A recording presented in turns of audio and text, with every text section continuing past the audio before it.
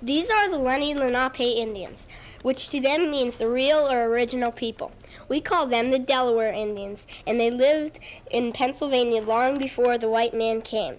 This is how they told their children and their children's children about the creation of the world.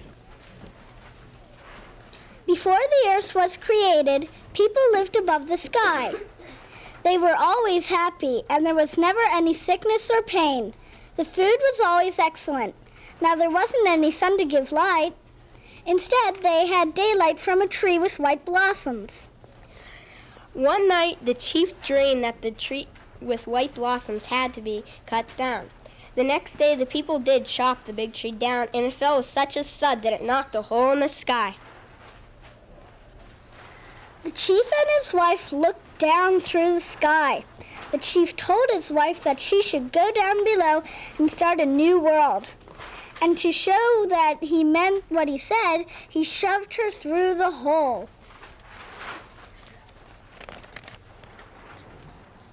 Fortunately, as she was falling, some birds caught her and carried her safely down. They placed her carefully on a turtle in the ocean, which was all there was below the sky. While the lady rested, some fish brought a bit of earth up from the bottom of the ocean. When they put the soil on the turtle's back, the turtle and the soil started to grow and grow and grow some more, so that soon there was enough land for the woman to walk on.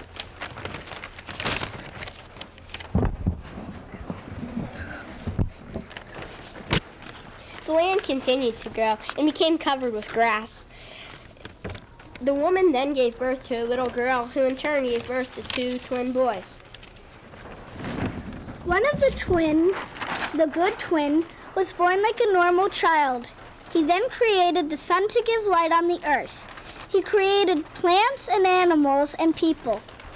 The other twin, the bad twin, came out from under his mother's armpit and killed her. He made fun of the things the good twin had made, and then he created ugly animals like bats and snakes. The good twin, though, told the people not to pay attention to the bad twin and to live happily and enjoy their life. And that's the story of the creation of the world that the Delaware Indians told their children and their children's children.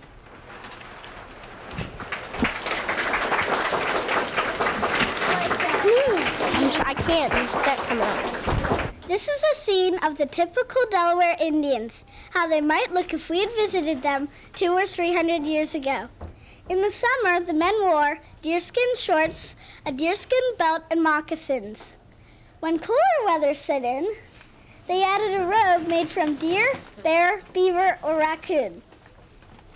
Sometimes the women would even weave turkey and goose feathers together to make another type of warm robe.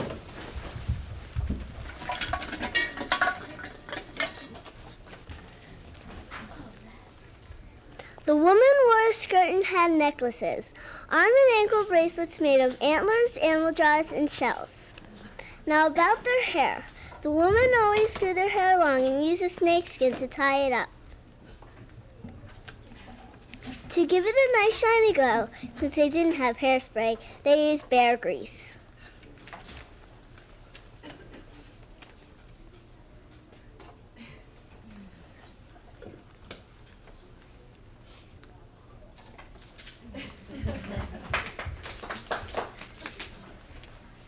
The men kept their hair short, and in times of war they pulled almost all of it out by the roots.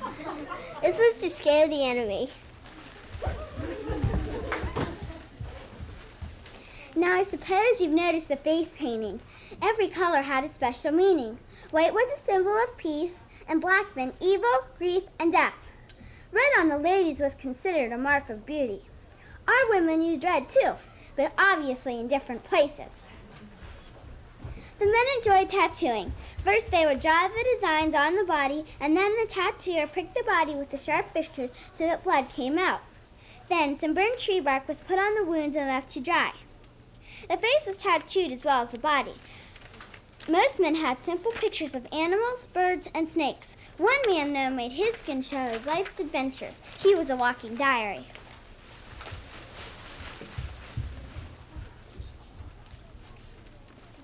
It was also fashionable for the Indians to cut their ears.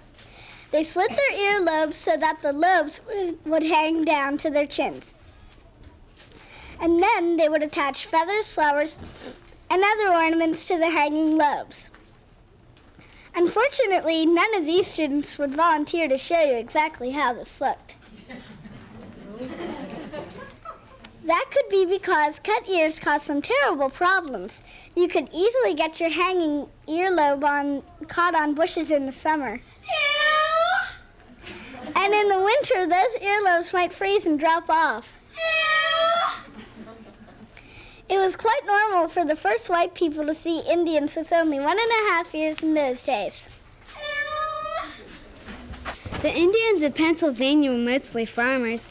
They also hunted for fish, red meat, and fowl. They lived in little villages which had about 6 houses scattered over a wide area. In choosing where to live, they looked for 3 things: a good water supply, good drainage, and warmth for winter. All of the village is quiet during the day. The people are all busy doing their chores. Occasionally, one might hear an Indian dog howl. They didn't bark like ours do.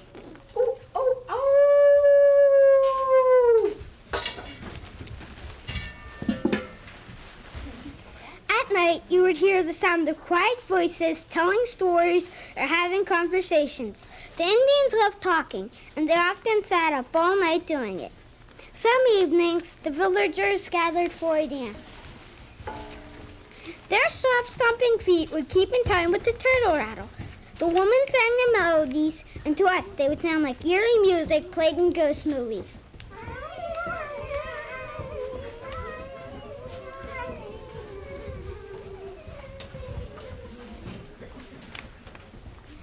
The people moved from the village every 10 or 20 years because the soil was worn out. They would then make another village near a lake or stream and build their houses facing the sun. In the Delaware society, all people were created equal, and everyone had equal responsibilities. The man, because he was stronger, cleared the land, chopped down trees, built and repaired the house. He was totally responsible for fishing, and at certain seasons of the year he went out hunting to provide food and clothing for the family. He made canoes, war clubs, bows, and arrows. He went to war to defend his home, but he left the management of his house to his wife and chief matron. He listened to these women in matters of peace and war.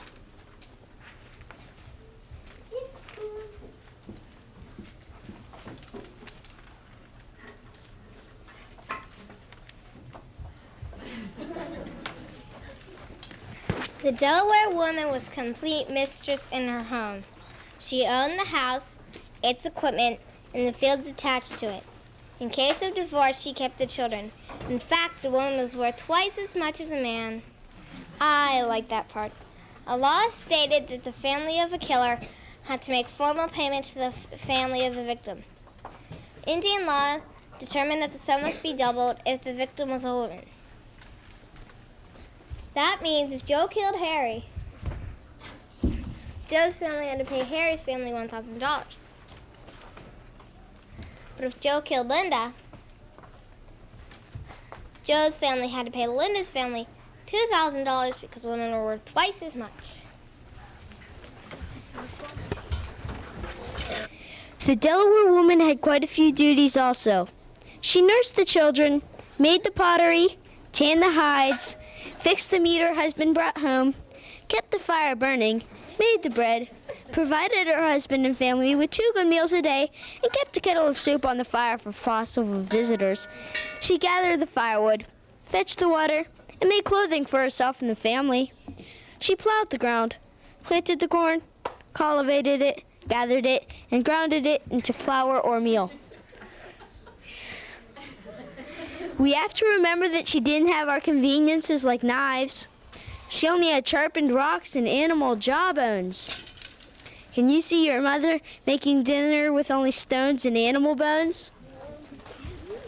The food the Delaware woman prepared consisted mostly of corn, beans, and squash. They included other things in their diet too. Besides fish, meat, and fowl, there were insects. The children really enjoyed tasty fried locusts. There were also potatoes, peas, nuts, grapes, and berries.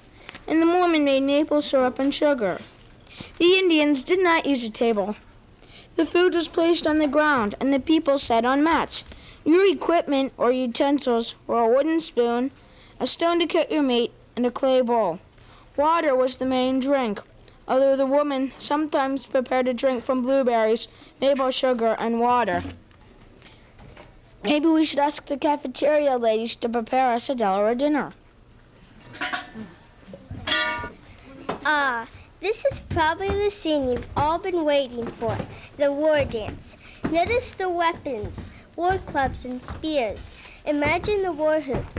They've shrieked these cries before, during, and after the battle to tell the rest of the village how many scalps and prisoners they had.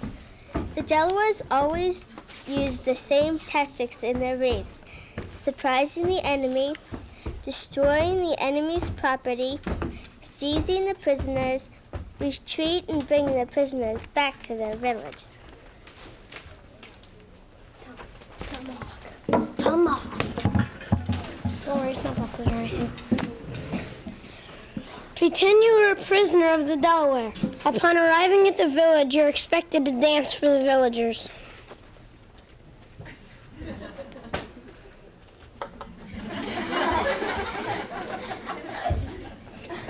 Afterward, sometimes you would be shown a safe house. You'd be ordered to run to that safe house, and if you made it alive, you would stay alive. Meanwhile, the rest of the villagers would be throwing their clubs and tomahawks at you as you ran toward that safety place.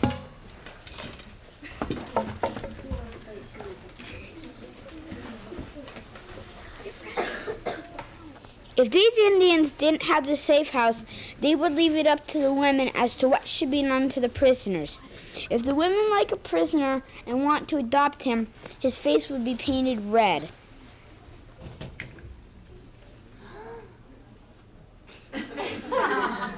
If, however, he was to be burned, his face would be painted black.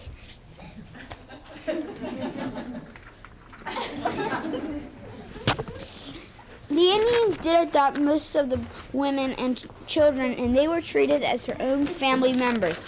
In fact, these same so-called prisoners enjoyed Delaware life so much that even given the chance, they didn't return to their own people years later. Finally, we show you the complete Delaware life cycle. Right after a baby was born, the mother wrapped it in the skin and put it in the cradle bed. The mother then would carry the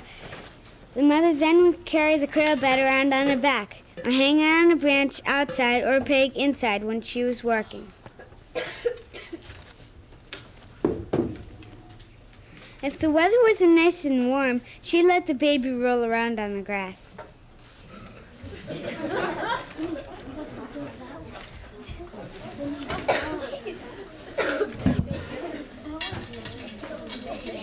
When a child turned 6 or 7 years old, she was given a name and a big party. When she became an adult, then she would receive another name which described what she was like. For example, small shortcake, or one who laughs.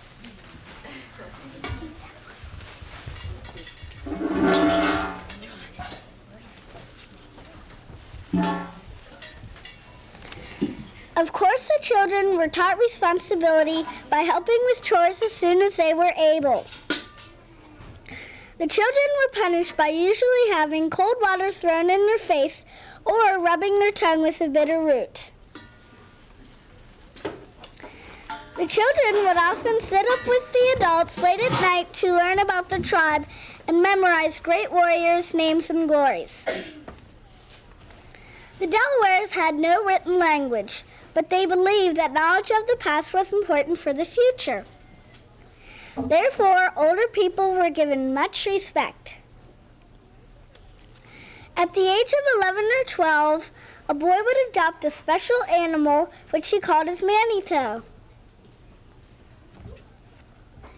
He felt that this animal gave him strength and protection for the rest of his life.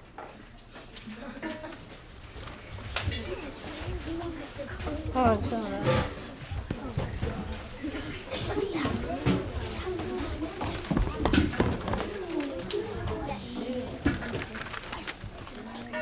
death, the Delawares displayed their emotions greatly by loud wailing.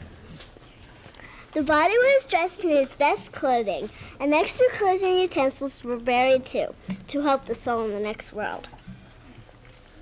For the next 11 days, food was placed on the grave for the soul to eat, and the woman would continue crying during those 11 nights. The Indians also feared the dead soul, or ghost as we would call it, and therefore never themselves ate in the dark or allowed a sick person to be in a dark room.